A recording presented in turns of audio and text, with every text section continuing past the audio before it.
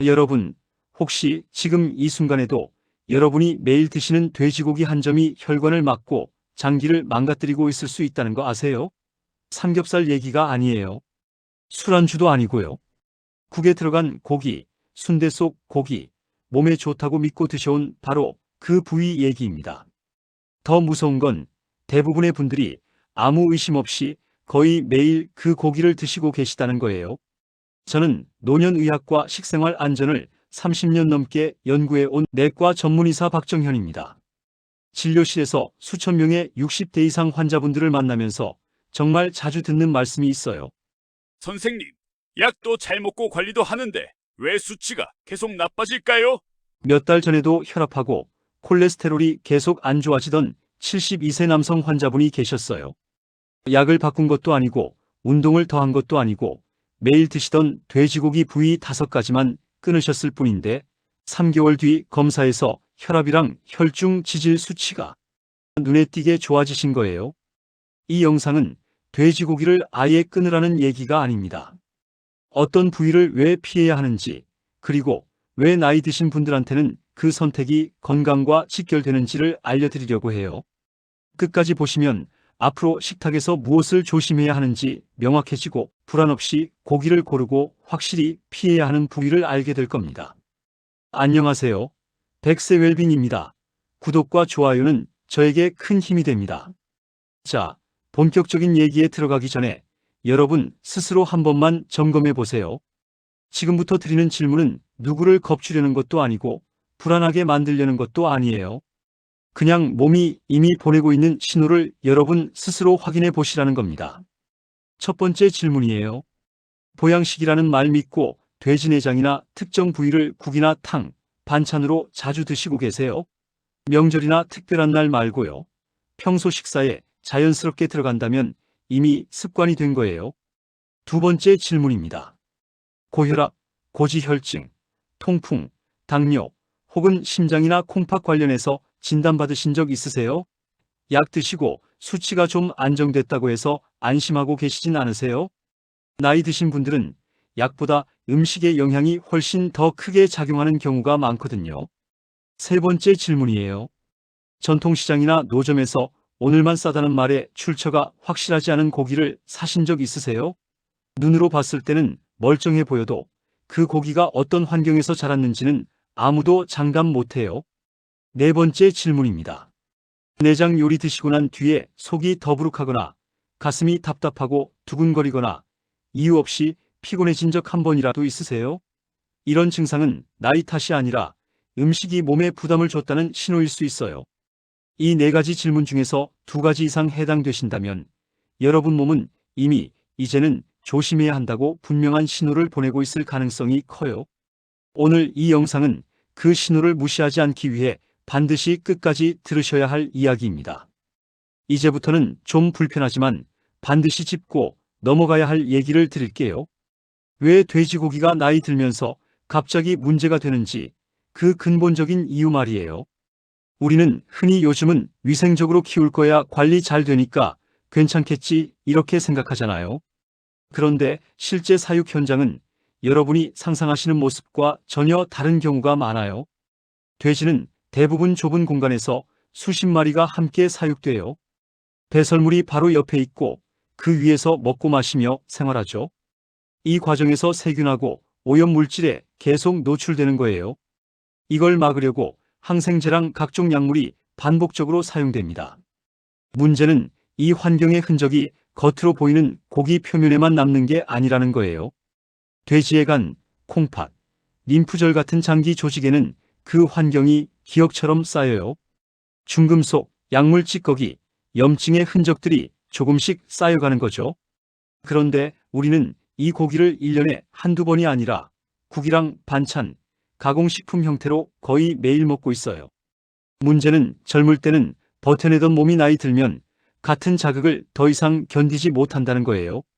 마치 젊을 때는 밤샘도 할 수 있었지만 이제는 잠 한 번 설치면 며칠 고생하는 것처럼요. 그래서 이 얘기는 취향의 문제가 아니에요.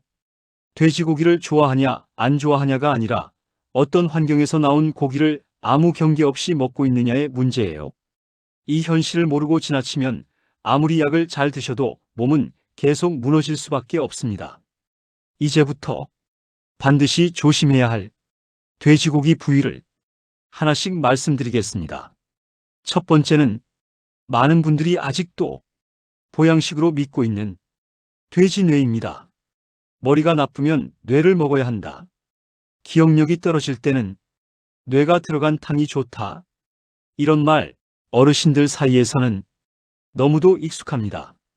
실제로 자녀가 공부로 지쳐 있을 때, 머리가 맑지 않다고 느껴질 때 돼지뇌를 끓여 먹은 분들도 적지 않으실 겁니다.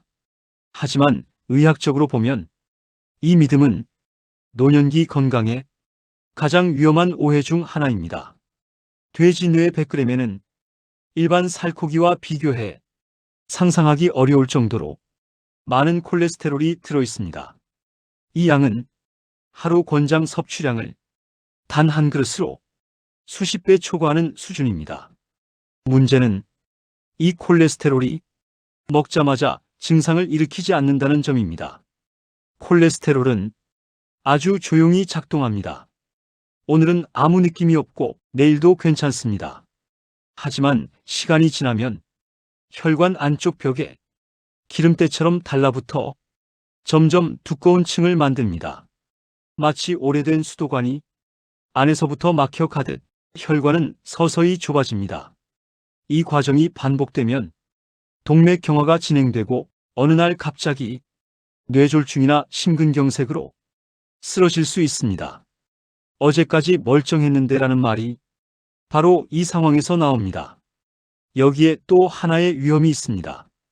돼지뇌에는 퓨린 성분이 매우 많이 들어 있습니다. 통풍을 겪어보신 분들은 이 단어만 들어도 몸이 먼저 반응하실 겁니다. 이 성분은 요산 수치를 급격히 올려 단 한 끼 식사만으로도 관절의 극심한 통증을 불러올 수 있습니다. 특히 고혈압, 고지혈증, 심장질환이나 통풍이 있는 분들에게 돼지뇌는 보약이 아니라 몸에 큰 부담을 주는 음식입니다. 예전부터 먹어왔으니 괜찮다는 생각이 지금의 몸에는 더 이상 통하지 않을 수 있습니다. 돼지뇌는 노년기 건강을 회복시키는 음식이 아니라 혈관과 관절을 조용히 몰아붙이는 음식입니다. 이 사실을 알고도 계속 드실 수 있을지 이제는 한번 진지하게 생각해 보셔야 합니다. 두 번째로 반드시 짚고 넘어가야 할 부위는 바로 돼지간입니다. 간은 오랫동안 피를 보충한다, 눈을 밝게 한다, 기운을 살린다는 이유로 대표적인 보양식으로 여겨져 왔습니다. 실제로 빈혈이 있거나 기력이 떨어졌을 때 돼지간을 권유받은 경험 많은 분들이 있으실 겁니다. 돼지간에 철분과 비타민 어가 풍부한 것은 사실입니다. 하지만 문제는 간이 어떤 역할을 하는 장기인가에 있습니다. 간은 몸속에서 해독을 담당하는 중심 공장입니다. 돼지가 먹은 사료, 마신 물, 투여된 항생제와 약물, 각종 환경 오염 물질은 모두 간을 거쳐 처리됩니다. 이 과정에서 간은 독성 물질과 싸우며 몸을 보호하지만 모든 것을 완벽하게 배출하지는 못합니다. 일부 중금속과 독성 물질은 간 조직 안에 남아 조금씩 축적됩니다. 그래서 간은 시간이 지날수록 영양의 보고이자 동시에 독성 물질의 저장소가 될 수 있습니다. 실제 식품 검사 결과에서도 돼지간에서는 일반 살코기보다 납이나 카드뮴 같은 중금속이 더 높게 검출된 사례가 여러 차례 보고되었습니다. 이 물질들은 몸 밖으로 쉽게 배출되지 않기 때문에 자주 섭취할수록 몸속에 쌓이게 됩니다. 또 하나 놓치기 쉬운 위험은 비타민 A 과잉입니다. 비타민 O는 몸에 꼭 필요한 영양소지만 많이 먹을수록 좋아지는 성분이 아닙니다. 과잉 섭취 시 어지럼증, 구토, 지속적인 피로감, 심한 경우 간 기능 저하까지 이어질 수 있습니다. 아이러니하게도 간에 좋다고 먹은 돼지간이 오히려 간을 망가뜨리는 상황이 벌어질 수 있는 것입니다. 특히 노년기에는 간의 해독 능력 자체가 젊을 때보다 떨어집니다. 같은 양을 먹어도 몸에 남는 독성 물질이 더 많아질 수밖에 없습니다. 그래서 돼지간은 자주 먹는 음식이 아니라 출처가 분명한 곳에서 아주 소량을 가끔만 먹어야 하는 음식입니다. 돼지간은 무심코 먹을 수 있는 반찬이 아닙니다. 노년기에는 보약이 아니라 신중하게 다뤄야 할 식재료라는 점을 반드시 기억하셔야 합니다. 세 번째로 살펴볼 부위는 돼지 콩팥, 즉 신장입니다. 이 부위는 특히 기운을 살린다, 남성에게 좋다, 몸을 보강한다는 말과 함께 보신 음식처럼 여겨져 왔습니다. 그래서 연세가 들수록 의도적으로 챙겨 드시는 분들도 적지 않습니다.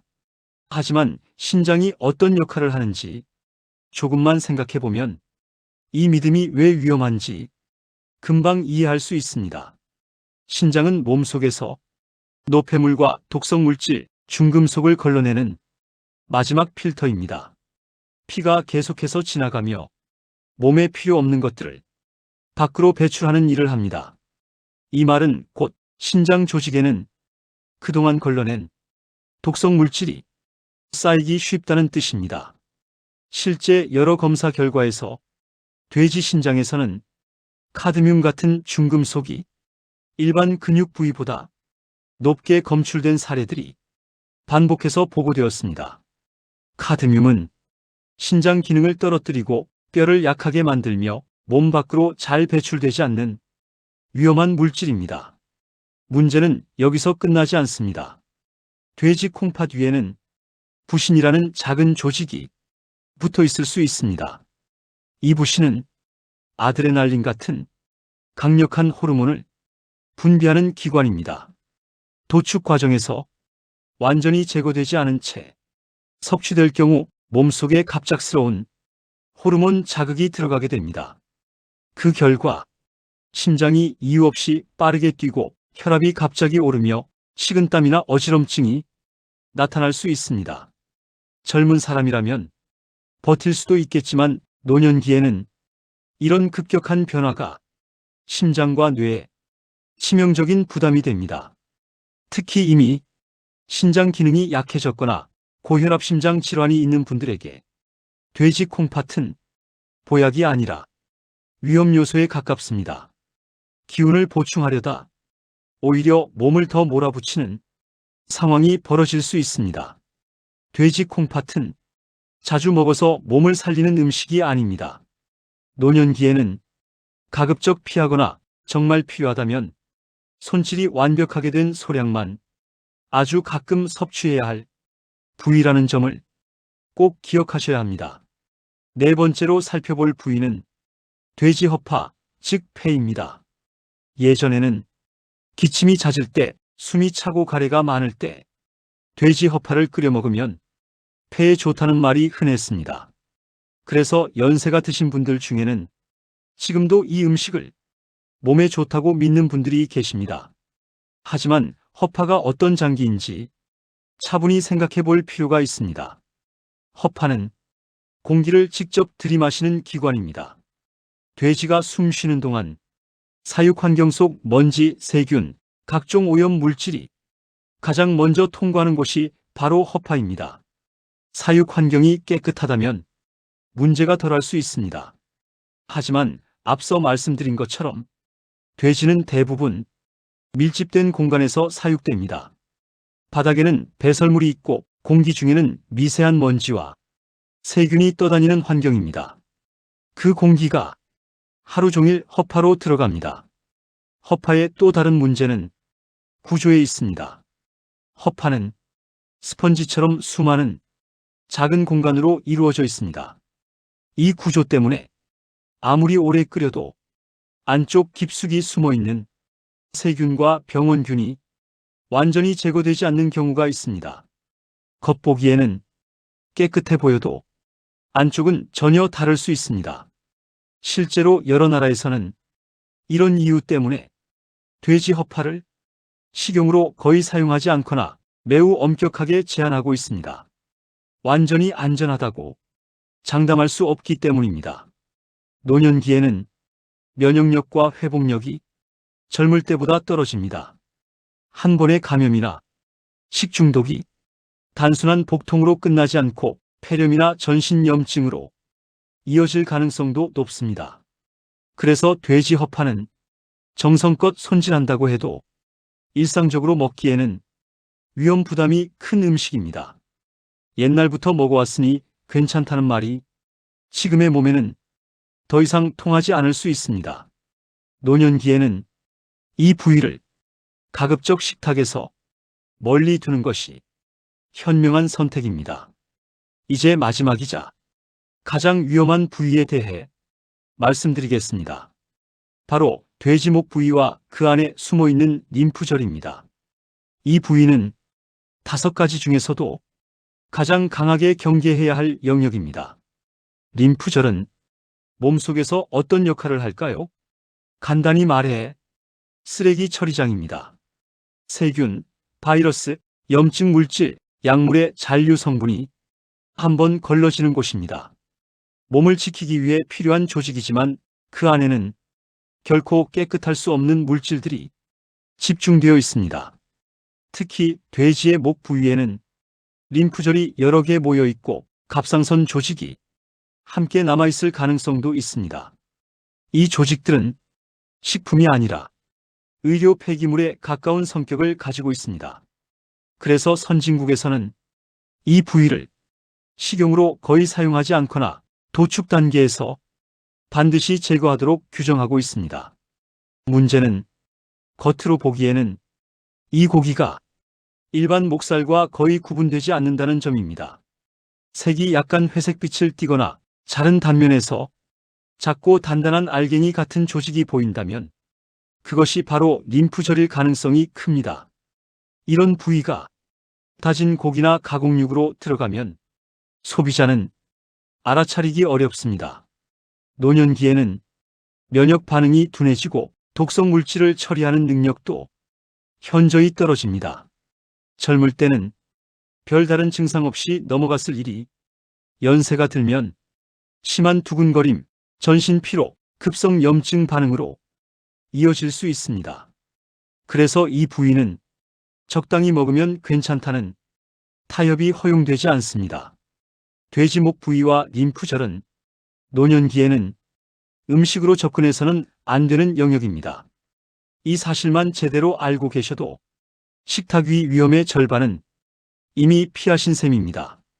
여기까지 들으시면서 이런 생각이 드셨을 수도 있습니다. 이 정도면 너무 예민한 거 아닌가? 우리는 예전부터 이렇게 먹어왔는데, 하지만 세계 여러 나라의 선택을 보면 이 문제가 결코 과장이 아니라는 사실을 금방 알 수 있습니다. 먼저 미국의 사례부터 보겠습니다. 미국은 식품 안전에서 아주 단순하고 분명한 원칙을 가지고 있습니다. 조금이라도 의심되면 식탁에 올리지 않는다. 이것이 기본 철학입니다.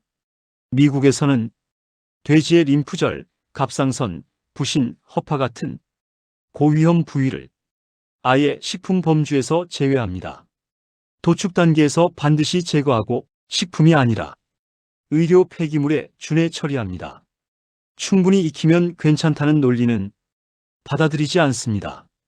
완벽하게 안전하다는 것을 증명할 수 없으면 먹이지 않는다는 선택입니다. 다음은 일본입니다. 일본은 관리 방식이 조금 다르지만 철학은 더 엄격합니다. 일본에서는 돼지고기 한 점에도 어디서 태어났고 어떤 환경에서 자랐으며 어떤 과정을 거쳐왔는지가 끝까지 기록됩니다. 특정 부위는 아예 유통 자체를 허용하지 않습니다. 왜 이렇게까지 할까요? 일본 정부의 공식 자료에는 이런 문장이 반복됩니다. 노인은 회복이 느리다. 한 번의 식중독, 한 번의 중독 사고가 젊은 사람에게는 며칠의 고생으로 끝날 수 있지만 노인에게는 생명을 위협하는 사건이 될 수 있기 때문입니다. 그래서 이 나라들은 문제가 생긴 뒤 치료가 아니라 문제가 생길 가능성 자체를 식탁에서 제거하는 방식을 택했습니다. 이 선택은 우리에게 중요한 질문을 던집니다. 과연 우리는 너무 많은 위험을 아무 설명 없이 받아들이고 있는 건 아닐까? 여기까지 함께 들어주셔서 진심으로 감사합니다.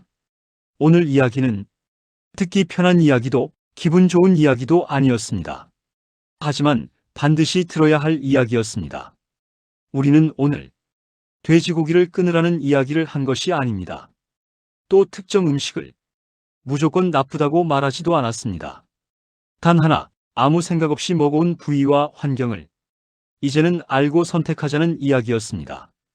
돼지 뇌간, 콩팥, 허파, 그리고 목 부위와 림프절. 이 5가지는 맛의 문제가 아니라 노년기에는 안전의 문제가 되는 부위들이었습니다. 젊을 때는 버텼을지 몰라도 이제는 몸이 예전처럼 무리한 선택을 견뎌주지 않습니다. 오늘 이 영상을 끝까지 보신 분들은 앞으로 식탁 앞에서 딱 한 가지가 달라질 겁니다. 이게 몸에 좋을까?가 아니라 이게 내 몸에 안전할까? 이 질문을 하게 될 것입니다.